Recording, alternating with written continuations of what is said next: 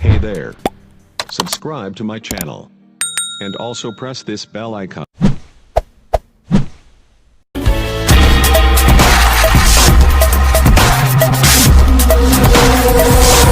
Assalamualaikum warahmatullahi wabarakatuh. Saya Helmi Cuap 2 BMS, geng. Nah, kembali lagi di Helmi Cuap 2 BMS di Instagram dan juga di channel Cuap-Cuap.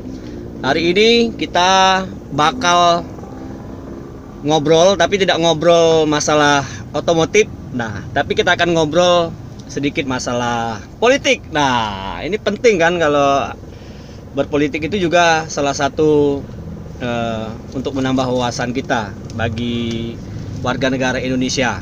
Baiklah, kita akan ngobrol hari ini bersama-sama dengan salah satu calon pemimpin yang ada di Kabupaten Batanghari, calon wakil bupati Batanghari pasangan nomor urut 1 Bapak Muhammad Mahdan Eskom yang berpasangan dengan Ibu Yuninta. Jadi hari ini kita akan ngobrol, kita akan kupas habis visi dan misi serta program-program unggulan dari pasangan Yamaha melalui Bapak Mahdan.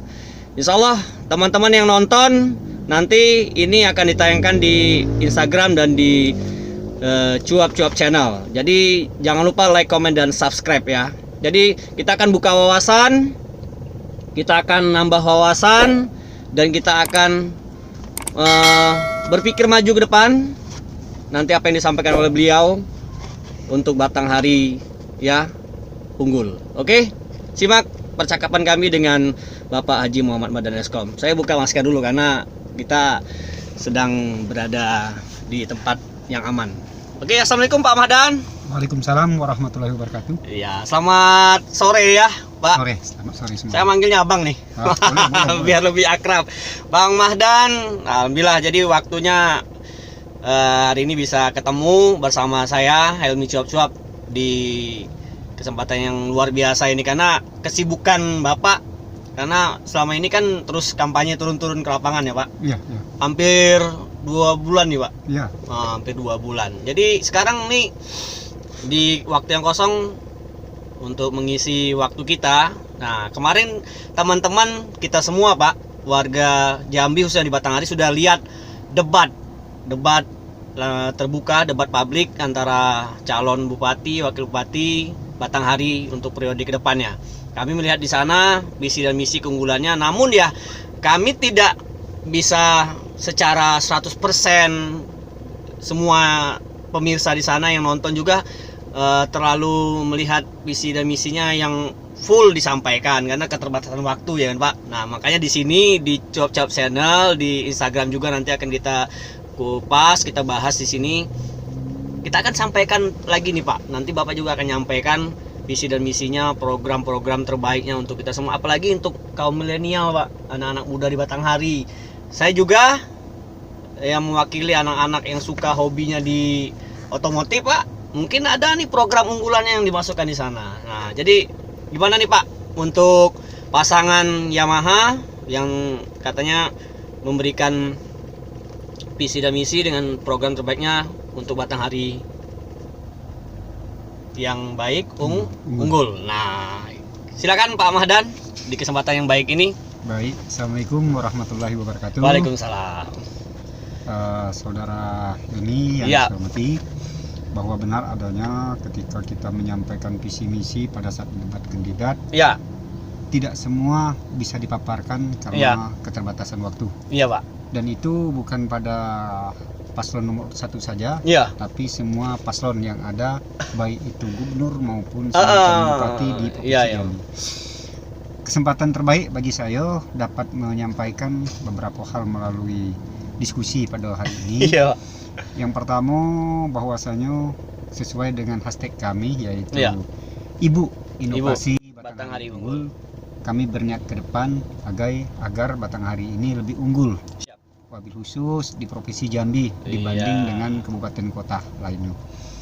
Dan unggul dalam hal ini paling tidak di dalam satu bidang bahkan seluruh bidang yang ada di Kabupaten Batanghari akan kita laksanakan keunggulannya dibandingkan dengan kabupaten kota lain. Ya.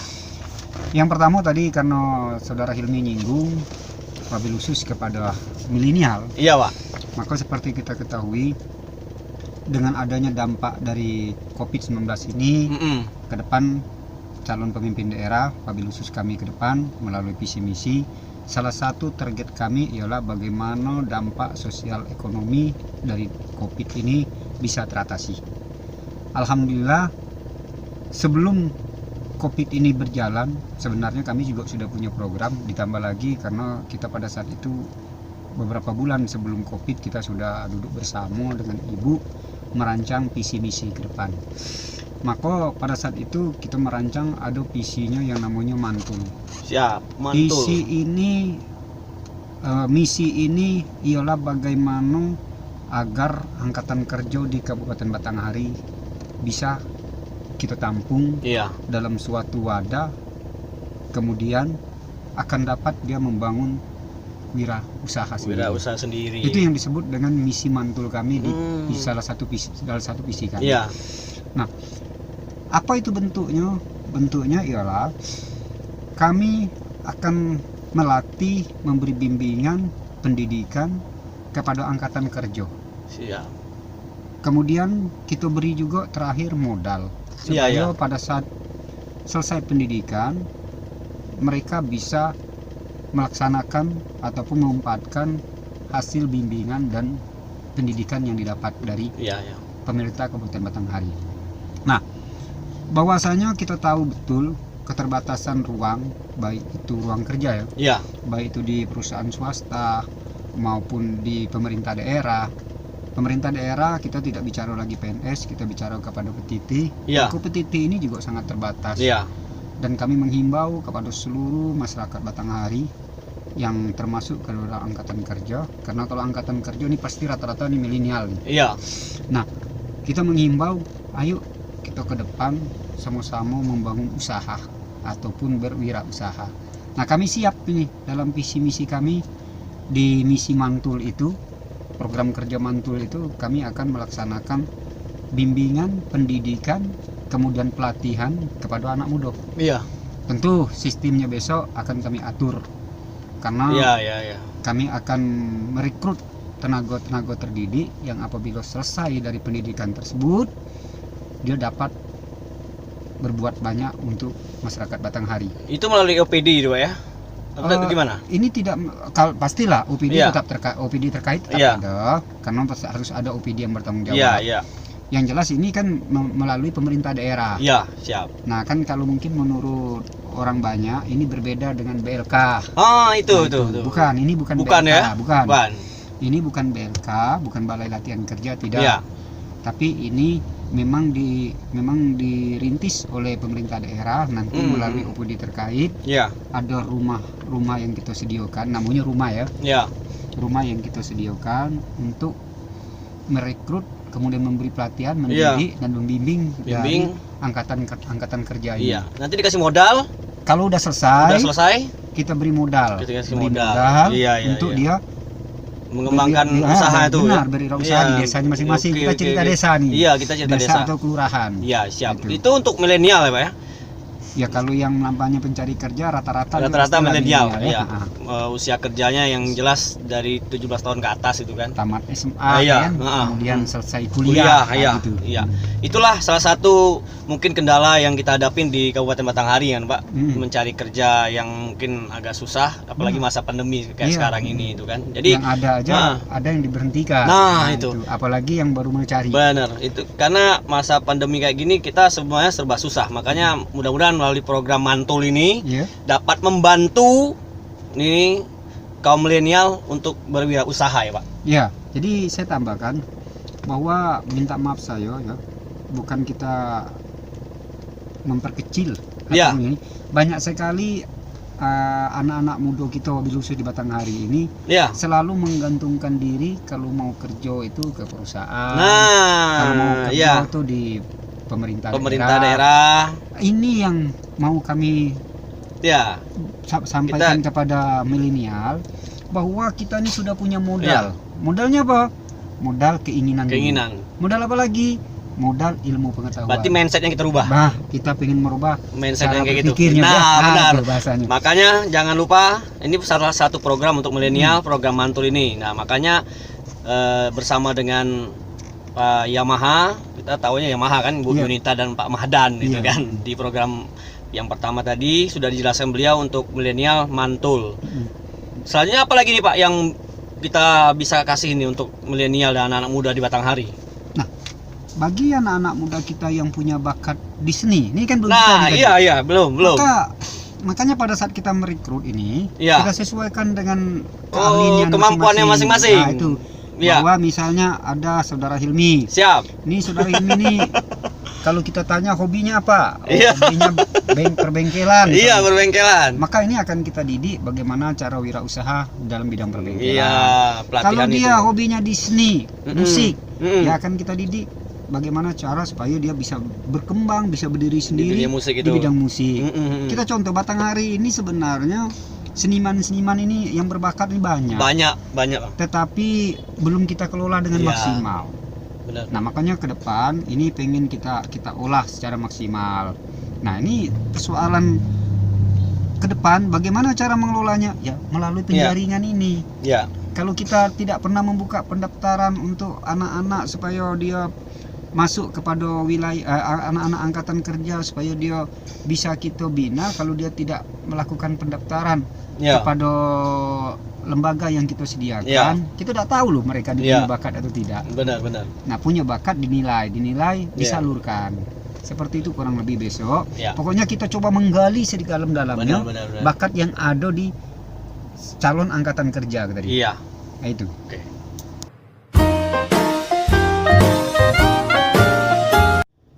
Oke, tadi sudah kita dengarkan salah satu program unggulannya itu program mantul ya di inovasi Batanghari Unggul. Nah, ada yang kedua ini saya akan tanya nih untuk program selanjutnya apa lagi nih, terutama di program untuk khusus pendidikan. Bagaimana Bang Mahdan untuk program pendidikan kita di Batanghari ini untuk di program yang ada di pasangan Bu Yunita dan Pak Mahdan? Baik. Khusus untuk pendidikan sekarang dan ke depan, kita tidak bicara lagi kepada kuantitas. Kita bicara kepada kualitas. Artinya kalau kuantitas, alhamdulillah seluruh masyarakat Batanghari ini sudah berbondong-bondong untuk mendidik anaknya. Benar. Walaupun mungkin ada lagi yang belum, tapi yang belum. Ini perlu perhatian khusus. Sehingga sebenarnya yang kita bicara ke depan adalah persoalan kualitas. Bagaimana supaya anak-anak Batanghari ini dalam mengecam ilmu pendidikan ini mempunyai kualitas. Artinya dapat berbanding, dapat bersaing dengan daerah lain. Bahkan harus mewakili daerah kita ini ke daerah luar, ke tingkat provinsi, tingkat nasional. Nah, untuk itu, maka yang pertama di bidang pendidikan umum ya. Umum. Kami ini ada dua nih. Pak. Satu di pendidikan umum, dua di pendidikan agama. Ini ada program khusus. Di pendidikan umum, ke depan kami akan memberi beasiswa kepada orang tidak mampu. Kepada orang tidak mampu, baik itu berprestasi atau tidak berprestasi. Jenjang pendidikannya, Pak? Jenjang pendidikan SMP, SD ya mulai ya. SD, SMP, perguruan tinggi. Wow, keren. Nah, ini akan kita beri beasiswa. Beasiswa ini bertujuan dalam rangka menunjang supaya pendidikan dia ini berkualitas, supaya tidak ada anak yang putus tengah jalan, ya kan? Karena dia punya kemampuan, tapi dia orang tidak mampu. Ini kan sayang nanti. Sayang. Maka program kami mendahului kepada masyarakat yang tidak mampu. Masyarakat yang tidak mampu ini dia punya kualitas sebenarnya. Nah, ini harus kita salurkan. Kalau dia orang kaya, dia punya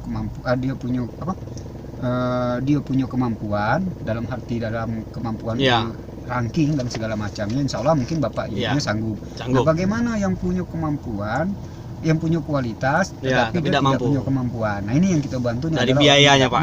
Dari sisi biaya. Berarti kan prioritas kita bagi anak-anak kita yang tidak mampu, yang kurang tapi mampu. Dia punya kemampuan bagus gitu nilainya gitu kan. Kita dahulukan. Ya, Pak. Itu yang di bidang pendidikan umum. Secara umum tuh, Pak. Secara umum ya. Artinya kan mau tuh dia SMP, ataupun dia kuliah, ataupun dia SD kan. Benar. Ini harus kita perhatikan.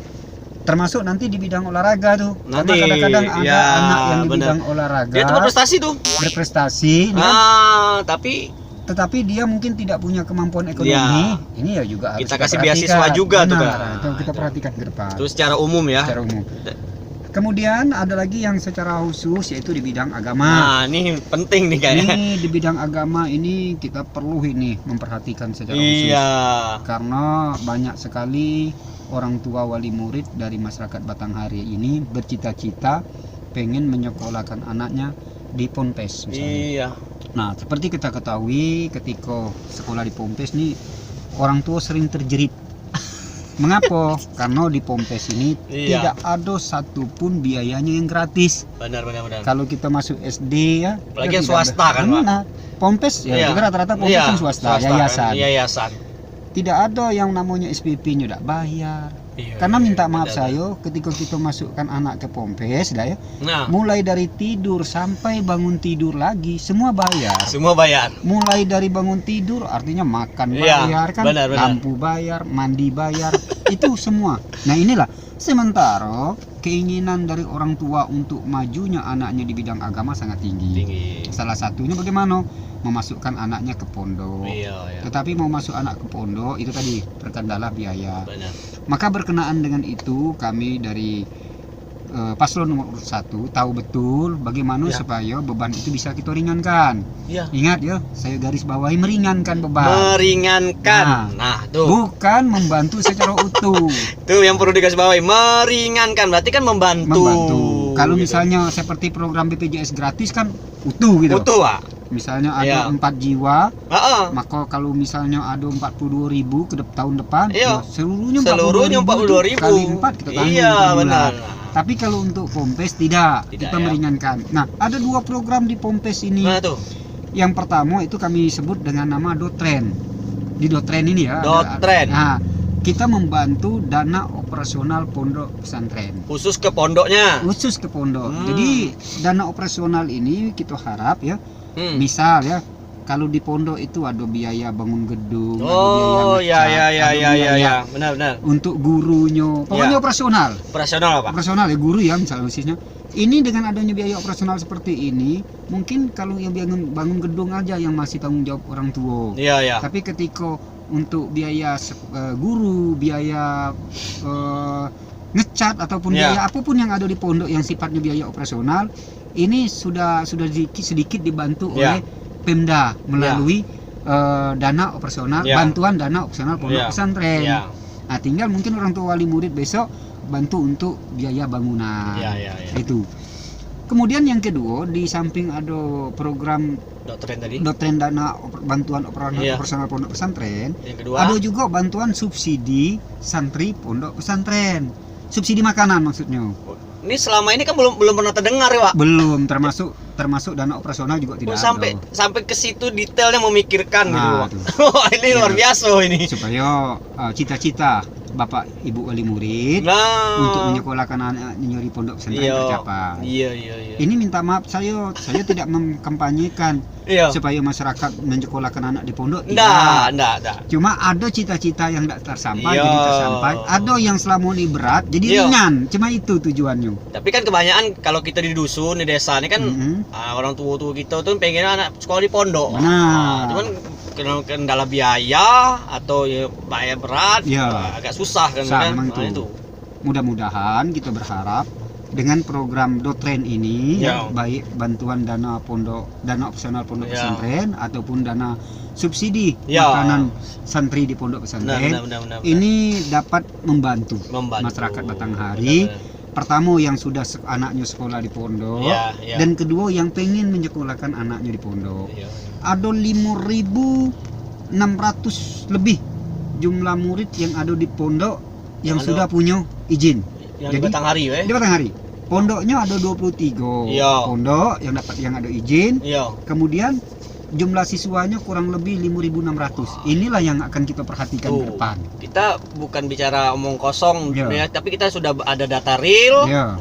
Mudah-mudahan niat baik ini tercapai nih, Pak. Insya Allah. Melalui program unggulan kita di Yamaha dan doa kita semua ya. Iya. Amin. Nah, nanti kita tanya lagi program selanjutnya yang unggulan dari pasangan Ibu Yuninta dan Pak Mahdan ya. Oke, pertanyaan yang ketiga nanti kita akan tanyakan.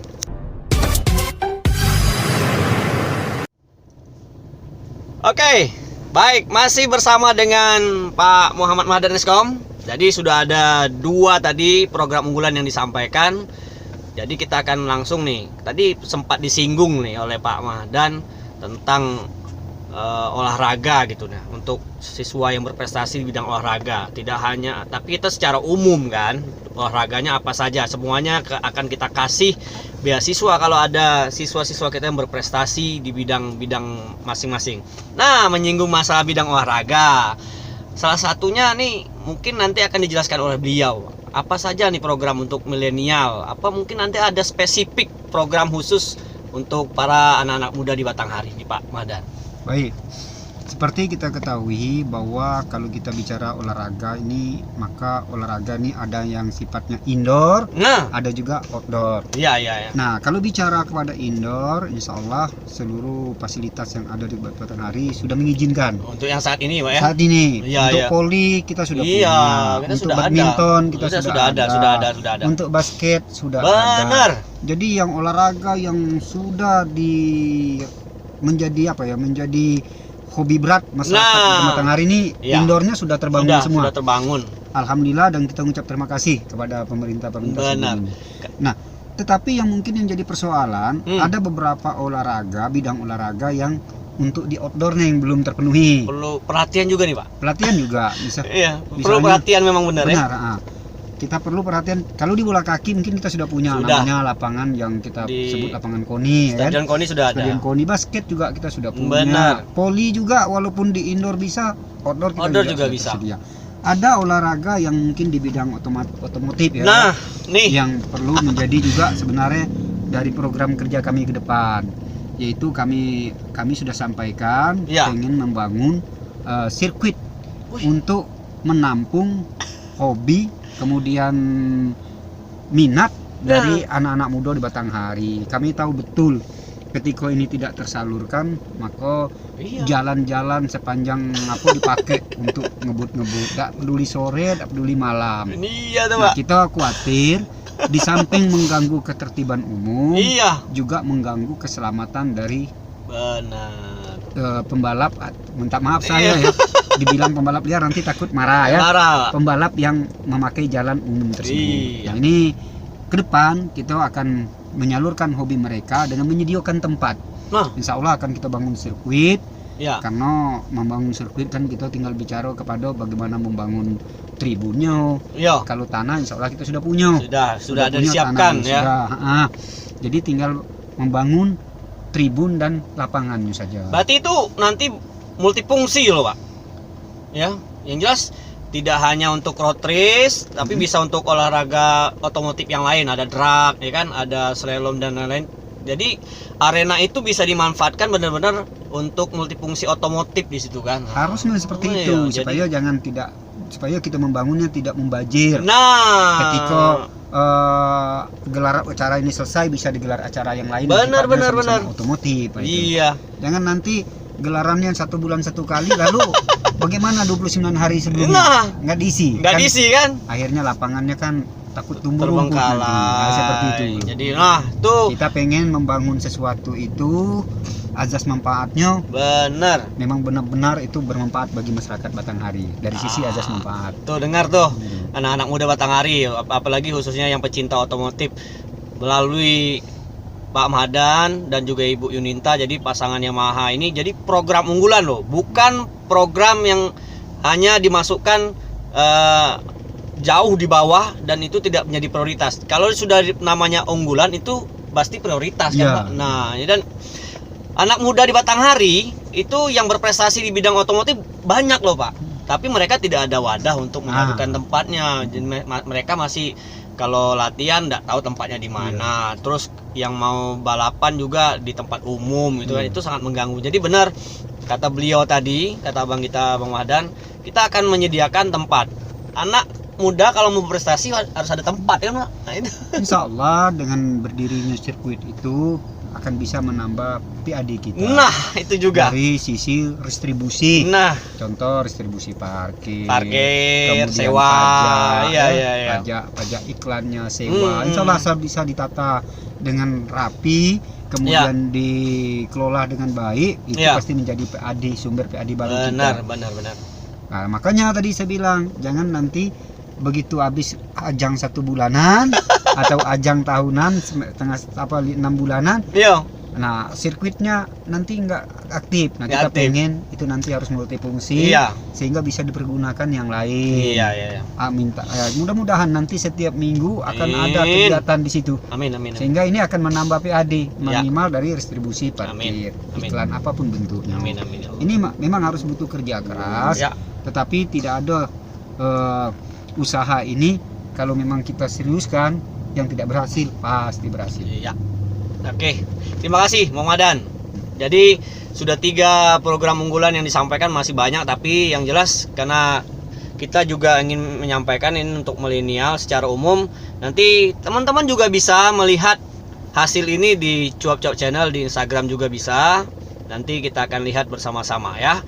Oke, Racing Lovers yang nonton ini, terima kasih semuanya. Kita berdoa semoga Bu Yuninta dan Pak Mahdan bisa memimpin Kabupaten Batanghari melalui program-program inovasi Batanghari Unggul ya. Amin. Dan di penutup silakan Pak Mahdan, statement penutup untuk kita semua. Terima kasih. Saya menghimbau wabil khusus kepada seluruh milenial yang ada di Kabupaten Batanghari, mari ajak keluarganya, ajak dulur-dulurnya yang selama kau belum tahu jadi tahu apapun program paslon nomor urut 1 ini.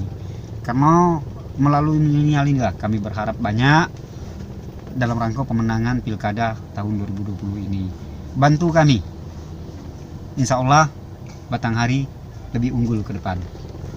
Mari sama-sama tanggal 9 kita ajak keluarga kita ke TPS, mensukseskan pilkada 2020 dan mensukseskan paslon nomor 1 untuk menjadi pemimpin Kabupaten Batanghari ke depan. Amin. Terima kasih. Wassalamualaikum warahmatullahi wabarakatuh. Terima kasih Bang Mahdan. Oke, obrolan singkat, santuy, padat, singkat, jelas sudah berlangsung. Oke, terima kasih. Jangan lupa like, komen, dan subscribe nanti ya. Jangan lupa 9 Desember ya, nomor 1. Ya.